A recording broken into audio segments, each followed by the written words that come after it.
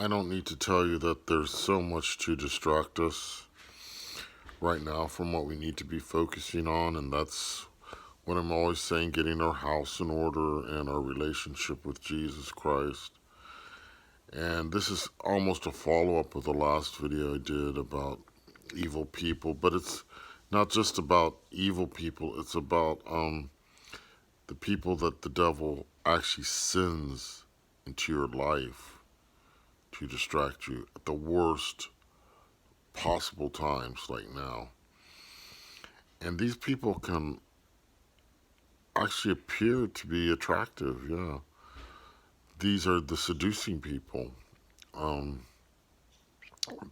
male or female, depending on who you are. And people that will get you off focus. Um, it can be something dramatic, and it could actually be um, someone you fall head over heels, I think you fall over heels in love with, and they're no good for you. Or it can be just some little person that comes along and is an annoyance or keeping you from doing what you need to be doing, the Lord's work. Um, he does it on purpose, the devil. He uses all these things. Um, I talked about narcissism before.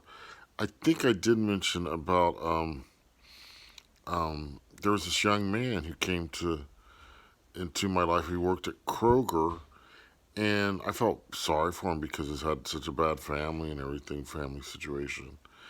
And I think he was much younger. He was like he was not in college. He was in college and struggling a little bit. So I wanted to help him out and everything, and I let him through the door. At first, I wouldn't even let him. I kept that wall, that barrier, because I didn't know him that well, and but he kind of pushed his way in, and he kind of was helping me out and everything like that.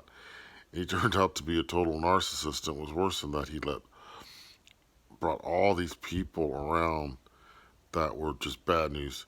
The funny thing is at the beginning he even got me involved in a Bible study in my own apartment, and all these people he knew for a Bible study. Oh, this is going to be good. This is going to be great. It wasn't great. It was just a front. It was total front. The guy was a complete narcissist, and I found out things about him later on that I didn't want to know. I did not want to know about, how he treated women and things like that. It was just not nice. But the thing is, I remember distinctly when he came and he knocked on the door, and I went to the door, and he didn't know I was right there. And I opened the door, and I saw this look in his face of complete hatred and evil. I'm not exaggerating. I know when I see evil. And this is even when I wasn't, close to the Lord. And he, changed the expression pretty quick. But he was like kind of just crouched, actually crouched at the door, waiting for me to open the door like some sort of animal. And I caught this look in his eyes of hatred. But I said, oh, no, no, no, no. Foolish me, I should have picked up on it and just slammed the door. Come on in. See? That's where we have to be smart and not, oh, I feel sorry for this poor person. They really want to rip your throat out.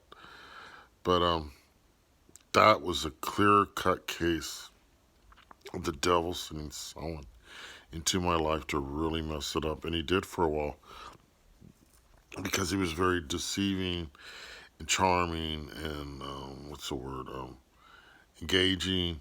And the people he brought in though into my world were not at all. Oh my goodness, they were just like trouble. And anyway, that's the past. But what's happening now is similar things if you allow it. The devil's going to send people your way because he doesn't want you. He does, especially now, at this late hour, because he doesn't want you focused on the Lord. He wants to break you up. That's what he wants to do. He wants to break you up from Jesus. Absolutely. So you got to be really careful about who you open your door to now and let into your life. It's better to stick with the ones that you already. I don't want to say the devil, because that's never good either. There's no such thing as a good devil. The devil, but not better the devil, better no devil. But what I'm saying is stick with people be very careful about who you let into your life, even through casual communications or through emails or phone calling or texting or whatever. Even it's best to just keep them at an arm's length until it's safe. It's just a little warning because I've experienced it, and I'm kind of experiencing it now, just on not on that intense a level, because I'm so isolated. See, I don't open my door to many people. I just refuse to because it's too dangerous now. Because I know what's happening.